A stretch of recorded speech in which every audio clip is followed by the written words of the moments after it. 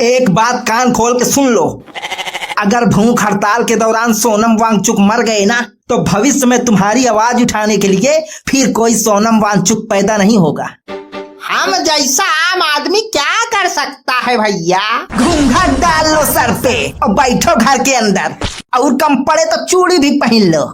यार फालतू की बात करते हो, घूंघट डाल लो चूड़ी पहन लो, इससे हो जाएगा भला देश का। हमारे तिल मिलाने से कहीं कुछ नहीं होगा जब तक सरकार उनसे बात नहीं करेगी। लेकिन सरकार के मुंह में तो दही जमा है। ऐसा लगता है जैसे जंतर मंतर में हो रहे प्रोटेस्ट में बोलने पर कोई उनके मुंह में फेविक्विक लगा दिया है। चूं से पुंग तक नहीं कर रहे। जवाबदेही तो है ही नहीं किसी नाकामी का, मानो देश की आवाम से उनको कोई लेना देना ही नहीं है। क्या चर्चा हो रही है बच्चा?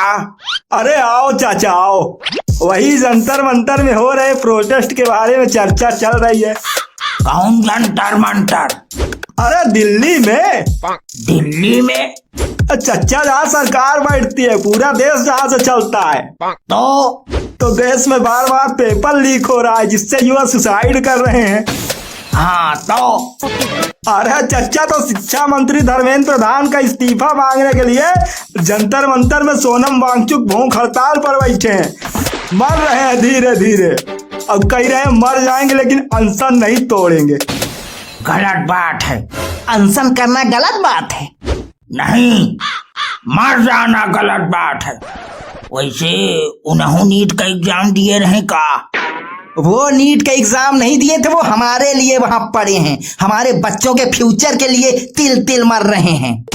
अब भैया हमको पहले ये बताओ, ये सोनम वांगचुक है कौन? हमें तो कुछ पता ही नहीं इनके बारे में। अरे वो बहुत बड़े साइंटिस्ट हैं। 3 इडियट मूवी देखे हो? हाँ, 3 बार।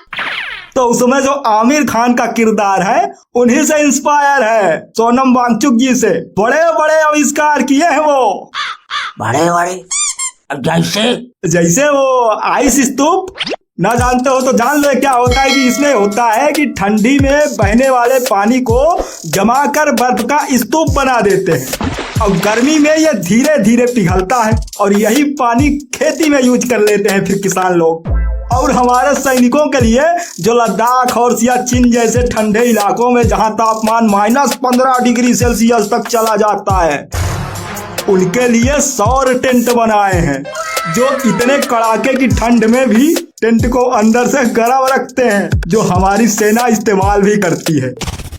लाला, लेकिन न्यूज में तो इनका जिक्र नहीं करा थे। न्यूज? मीडिया वाले अपना जमीर बेच चुके हैं, वो क्या दिखाएंगे न्यूज में? शर्म तो रत्ती भर नहीं बची। और जो सेलिब्रिटी बने घूम रहे हैं ना, युवाओं के आइकॉन, तुम सेलिब्रिटी नहीं, बुजदिल हो, कायर हो, नामर्द हो। थू है तुम पे जो देश के लिए आवाज नहीं उठा सकते। कितने लोगों को पता है कि जीडी अग्रवाल 111 दिन की भूख हड़ताल करते करते मर गए, सरकार ने उनसे पूछा तक नहीं। और जब मर गए तो मोदी जी लिखते हैं सॉरी, बहुत कष्ट हुआ ये सुन के। आजकल कॉमेडियन लोग पत्रकार बन रहे हैं और पत्रकार कोठे में मुजरा कर रहे हैं। लेकिन मुजरा में पैसा तो है भैया। तो तुम भी करो जाके, यहाँ काहे बैठे हो? हम नेशनल न्यूज वाले पत्रकार थोड़े हैं। अंग्रेजों के जमाने में जब गांधी जी अनशन पर बैठते थे तो अंग्रेज आकर उनसे बात करके उनका अनशन तुड़वाते थे।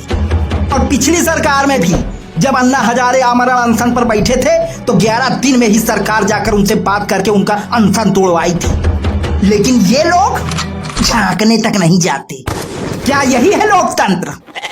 भैया आज देश में लोकतंत्र उतना ही बचा है जितना गोदी मीडिया में शर्म। सुनिए, चौरा ही करते रहोगे या कुछ काम धाम भी करोगे? हाँ? क्या काम है? आज तो संडे है ना। तो संडे को खाओगे हगोगे नहीं? बात करते हो। क्या काम है देवी जी, बता दो, कर लेंगे, लेकिन खोपड़ी न खाओ हमारी। हमारी साड़ी इस्त्री कर दो, हम खाना बनाने जा रही हैं। और कुछ? फिलहाल तो इतना ही, बाकी बाद में बता देंगी। ठीक है, कर देंगे, जाओ। साला, मर्दों के लिए तो घर में भी लोकतंत्र नहीं बचा। भैया एक सलाह दें आपको। बको। आप सोनम वांगचुक जी का सपोर्ट ना करिए, क्योंकि उनको आपकी गुलामी का पता चला तो जंतर मंतर छोड़ के वो आपकी आजादी के लिए अनशन पर बैठ जाएंगे। एक इंसान यहाँ के बच्चों की शिक्षा व्यवस्था सुधारने के लिए अपनी जिंदगी दांव पे लगाए बैठा है और इनको मजाक सूझ रहा है तुम्हारी औकात उनका मजाक उड़ाने की। ज्यादा ना बफलाओ, तुम्हारा औकात देख लिया हम। दिखाएं फिर अपनी औकात, हम दिखाएं, आ जाए अपनी पे। अरे आपस में ना लड़ो भाई, यही का फायदा तो नेता लोग उठाते हैं। हम एक दूसरे से लड़ते रहते हैं और वो अपनी मनमानी करते रहते हैं। वो क्रांति फिल्म में नाना पाटेकर का कौन सा डायलॉग है जो बड़ा फेमस है? आ गए मेरी मौत का तमाशा देखने। बस यही हो रहा है आज देश में हर पीड़ित के साथ। हम तब तक आवाज नहीं उठाते जब तक हम पे गाज ना गिरे। रील्स देख के लाइक ठोक देते हैं और समझने लगते हैं खुद को देशभक्त। अरे भाई, देशभक्ति खामोशी का नहीं, आवाज उठाने का नाम है, सवाल उठाने का नाम है। और आज आवाज ना उठाने और सवाल ना करने के कारण ही हमारे देश का सिस्टम एकदम सड़ चुका है। घूसखोरी और रिश्वतखोरी देश को दीमक की तरह खोखला कर रहे हैं। शिक्षा व्यवस्था एकदम दम तोड़ रही है, जिसकी वजह से युवा दर दर भटक रहे हैं। ना हमारी शिक्षा में कोई स्किल सिखाया जा रहा, ना ही कोई प्रोजेक्ट और प्रैक्टिकल को कोई बढ़ावा दिया जा रहा। सिर्फ डिग्री दिया जा रहा, परसेंट बांटा जा रहा है। परसेंट लेके झुनझुना बजाते घूमते रहो। गरीबों अमीरों की शिक्षा में जमीन आसमान का अंतर है, जिसकी वजह से गरीबों को तो कोई अवसर ही नहीं मिलता और वो गरीब का गरीब ही रह जाता है। अब तो गरीबों की शिक्षा का एकमात्र सहारा सरकारी स्कूल भी बंद किए जा रहे हैं। ना कोई पढ़ेगा, ना कोई सवाल करेगा, और युवा किसी तरीके से पढ़ लिख के गवर्नमेंट जॉब के एग्जाम में बैठते हैं तो पता चलता है वो भी साला पेपर लीक हो गया। इन सब नाकामी की एक ही वजह है, नकारा एजुकेशन मिनिस्टर धर्मेंद्र प्रधान। अरे भाई, जब आपसे नहीं संभल रही मिनिस्ट्री तो रिजाइन तो कोई योग्य आदमी आए कि बपौती हो गई वो कुर्सी तुम्हारी।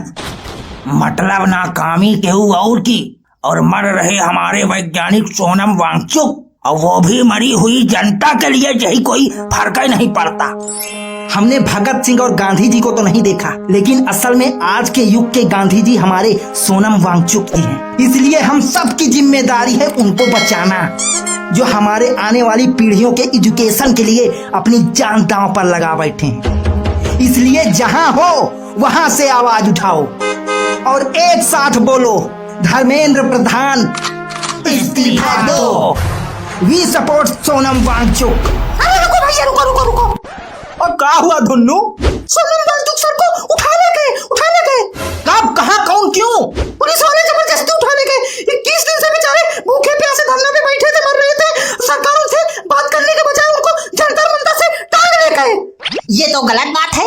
सरासर गलत है भैया, सरासर गलत है। ये लोकतंत्र नहीं है, भैया, ये सरकार की तानाशाही है।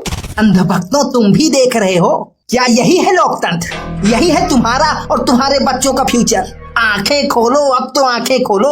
किसी पार्टी की अंधभक्ति करने से अच्छा है देशभक्त बनो।